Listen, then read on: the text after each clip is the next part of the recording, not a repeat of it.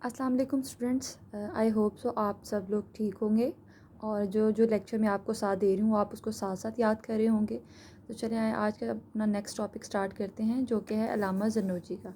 जैसे कि स्टूडेंट्स आपको याद है कि अभी हम जो है वो टॉपिक जो पढ़ रहे हैं वो है कि मुस्लिम मुफक्किरीन की तालीमी हवाले से क्या क्या खिदमात थी, उनके क्या तालीमी तसव्वुरात थे, मकासद तालीम क्या थे, किस किस्म के निसाब और तरीक़े तदरीस के बारे में उन्होंने ज़ोर दिया। तो इसी सिलसिले में हम आज का जो है वो मुस्लिम मुफक्किरीन में से सबसे आखिरी टॉपिक है हमारा अल्लामा ज़न्नूजी की खिदमात से रिलेटेड। सो इसके बारे में पढ़ते हैं। सो अल्लामा ज़न्नूजी की जो लाइफ हिस्ट्री है उसके बारे में थोड़ा सा जो है ब्रीफ हिस्ट्री हम जान लेते हैं। अल्लामा ज़न्नूजी जो हैं ये अरबिक एक मुस्लिम फ़िलासफ़र थे जिनका ताल्लुक़ अरब से था और ये मशहूर माहिर तालीम थे। इसके अलावा ये है कि इन्होंने सन 1170 में पैदा हुए और इन्होंने तकरीबन 85 साल उम्र पाई।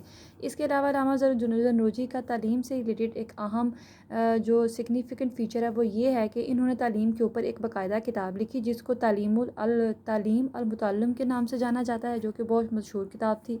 इस किताब को हिदायतनामा मुतअल्लिम यानी स्टूडेंट के लिए एक गाइडलाइन के तौर पर तस्लीम किया जाता है। अल्लामा ज़न्नूजी ने तालीम मुतअल्लिम में ये बताने की कोशिश की कि क्या वजह है कि स्टूडेंट्स इंतहाई मेहनत करने के बाद, बहुत ज़्यादा हार्ड वर्किंग होने के बाद भी अपनी जो एजुकेशनल परफॉर्मेंस है वो अच्छे से क्यों परफॉर्म नहीं कर पाते।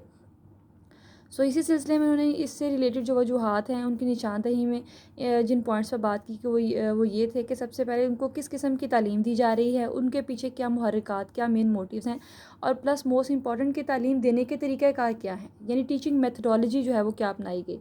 सो अगर हम ये कहें कि इस किताब में तालीम की नफसियाती बुनियादों पर बात की गई थी तो ये गलत ना होगा। सो अब हम इनके तालीमी तसव्वुरात पर बात कर लेते हैं कि उन्होंने किस किस्म के तालीमी तसव्वुरात की बात की, किस किस्म के मकासद तालीम की बात की सेकंड नंबर पर। थर्ड नंबर किस किस्म के करिकुलम को उन्होंने इंपॉर्टेंट समझा। फोर्थ तरीक़ा तदरीस, किस किस्म के तरीक़ा तदरीस पर उन्होंने ज़ोर दिया, और उस्ताद और शागिर्द की रिलेशनशिप के बारे में उनकी क्या हिदायत थी। तो सबसे पहला कॉन्सेप्ट पढ़ लेते हैं, तालीमी तसव्वुरात। सो अल्लामा ज़न्नूजी के एजुकेशनल कॉन्सेप्ट्स क्या थे। अल्लामा ज़न्नूजी के तालीमी तसव्वुरात प्योरली दीन इस्लाम पर मबनी थे। इल्म की अहमियत से रिलेटेड उन्होंने नबी अकरम सल्लल्लाहु अलैहि वसल्लम की इस हदीस को बुनियाद बनाया, जैसा कि आप सब स्टूडेंट्स जानते हैं। ये बहुत फेमस हदीस मुबारका है कि इल्म हासिल करना हर मुसलमान मर्द और औरत पर फ़र्ज़ है। सो इस बात से अंदाज़ा होता है कि अल्लामा ज़न्नूजी जो हैं वो किसी किस्म की तफरीक के कायल नहीं थे मर्द और औरत में, बल्कि वो इस दीन इस्लाम की बुनियाद इसी हदीस को करार देते थे कि इल्म हासिल करना हर इंसान के लिए लाज़मी मलज़ूम और ज़रूरी है।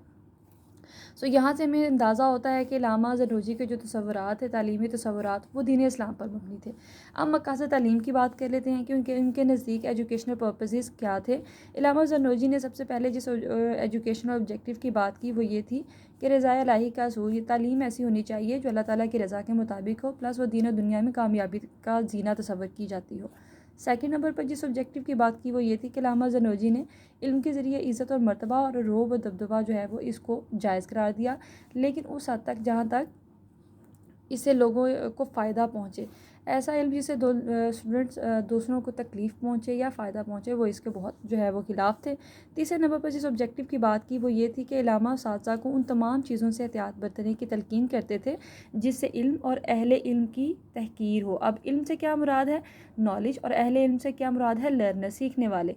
सो वो कहते हैं कि उस्ताद ऐसा होना चाहिए जो कि तकब्बुर से बहुत दूर रहे। सो ये तीन मेजर एजुकेशनल ऑब्जेक्टिव्स की उन्होंने बात की। इसके बाद हम निसाब तालीम की बात कर लेते हैं, करिकुलम की। अल्लामा ज़न्नूजी ने निसाब में कुछ ऐसे सब्जेक्ट्स थे जिनका जानना मुसलमानों के लिए अज़हद लाजमी करार दिया। हम इसको ऐसे डिवाइड कर सकते हैं कि अल्लामा ज़न्नूजी ने जो करिकुलम है उसको लाजमी मज़ामीन में और इख्तियारी मज़ामीन में डिवाइड किया। सो सबसे पहले पढ़ लेते हैं कि किन मज़ामीन को उन्होंने लाजमी मज़ामीन के तौर पर जो है वो ज़ोर दिया उनके ऊपर। अल्लामा ज़न्नूजी निसाब में कुरान, हदीस, फ़िक़्ह और तिब जैसे मज़ामीन को शामिल करते थे। उनके ख़्याल में सबसे पहले और सबसे इम्पॉर्टेंट जो है वो स्टूडेंट्स के लिए जो जानना है वो है कुरान मजीद और हदीस की तालीम। उनके नज़दीक कुरान मजीद और हदीस की जो तालीम है इनको लाज़मी मज़ामीन की हैसियत हासिल होनी चाहिए। उसके बाद आ जाते हैं सानवी यानी दूसरे नंबर पर या इख्तियारी मज़ामीन। अब इख्तियारी मज़ामीन में जिन सब्जेक्ट्स को उन्होंने करिकुलम का हिस्सा बनाने पर गौर किया वो थे फ़िक़्ह और उसूल फ़िक़्ह, जैसा कि हम पहले बात कर चुके हैं। सो उन्होंने निसाब तालीम से भी, जैसे आपको बिल्कुल वाज़ेह आइडिया हो रहा है कि कुरान मजीद की तालीम, हदीस की तालीम, फ़िक़्ह और तिब, ये तमाम वो मज़ामीन हैं जो कि इस्लामी मज़ामीन और इस्लामी तर्ज़ जो निसाब है उसका हमेशा से हिस्सा रहे हैं और ये दीन इस्लाम पर मबनी रहे हैं। फोर्थ नंबर पर जिस टॉपिक की बात आ जाती है वो है अल्लामा ज़न्नूजी ने किस किस्म की टीचिंग पेडागोजी यानी तरीक़ा तदरीस की बात की। آپ نے تدریس میں دلچسپی پیدا کرنے کے لیے ہمیشہ اس بات پر زور دیا کہ جو ٹیچرز ہیں، معلم ہیں، ان کو ہمیشہ سائیکلوجیکل میتھڈس کو اڈاپٹ کرنا چاہیے۔ اب اس پر بات کرتے ہیں کہ سائیکلوجیکل میتھڈ سے آیا کیا مراد ہے۔ اس سے مراد یہ ہے کہ ٹیچر جب اسٹوڈنٹ کو پڑھا رہا ہو تو وہ اس چیز کو مد نظر رکھے کہ آیا جو وہ پڑھا رہا ہے وہ اسٹوڈنٹس کی ذہنی استعداد، ان کی دلچسپی اور ان کی جو ابیلٹیز ہیں کیا ان کے اکارڈنگلی ہے، یا وہ کوئی ایسا طریقہ کار اختیار کر رہا ہے جو کہ اسٹوڈنٹس کی سمجھ سے باہر ہے۔ اس کو ہم سائیکلوجیکل میتھڈ ایک ٹرائل کہتے ہیں۔ استاد کو چاہیے کہ وہ پڑھاتے ہوئے طالب علم کی جو نفسیاتی تقاضے ہیں، جیسے میں نے پہلے بات کی، ان کی عمر، جنس، ان کی ذہنی استعداد اور ان کی دلچسپی کا خیال رکھیں، ان ضروریات کو مد نظر رکھے، اور اس سے صرف اسی میتھڈ کے تھرو جو ایک اچھا ٹیچر ہے وہ طالب علم کی دلچسپی کو برقرار رکھ سکتا ہے۔ 5ویں پوائنٹ کی جو بات کی علامہ زرنوجی تھی وہ یہ تھی کہ اسٹوڈنٹ اور ٹیچر کا آیا ریلیشن شپ کیسا ہونا چاہیے۔ اس ٹاپک میں جو ہے وہ کافی ہیڈنگس بھی پائی جاتی ہیں، جیسا کہ اس میں آپ کو نظر آ رہا ہے کہ اس میں سب سے پہلی ہیڈنگ ہے کہ علامہ زرنوجی نے طلباء کے لیے کیا ہدایات کی، استاد کا انتخاب کے لیے انہوں نے کیا کیٹاگرائز کیا، کیا کرائٹیریا بنایا، صبر و تحمل کی انہوں نے تلقین کی، شریک درس ساتھی سے مراد ہے کہ آپ کے جو کلاس میٹس ہیں، کلاس فیلوز کا، یا جن کے ساتھ آپ مل کر تعلیم حاصل کرتے ہو، ان کا انتخاب کس طرح سے آپ کو کرنا چاہیے، پلس تعلیم کے لیے موزوں ترین دور کون سا ہوتا ہے۔ ہم ان تمام ٹاپکس پہ جو ہے وہ اسٹیپ بائی اسٹیپ آتے ہیں۔ سب سے پہلے ہم اسٹارٹ کرتے ہیں کہ استاد اور شاگرد کا تعلق جو ہے وہ کیسا ہونا چاہیے۔ انہوں نے طلباء کو جو ہے ہدایات کی، جیسا کہ ہم نے پہلے چیپٹر کے اسٹارٹ میں لیکچر کے اسٹارٹ میں بات کی کہ علامہ زرنوجی نے ایک کتاب تحریر کی تھی جس کا نام تھا تعلیم المتعلم۔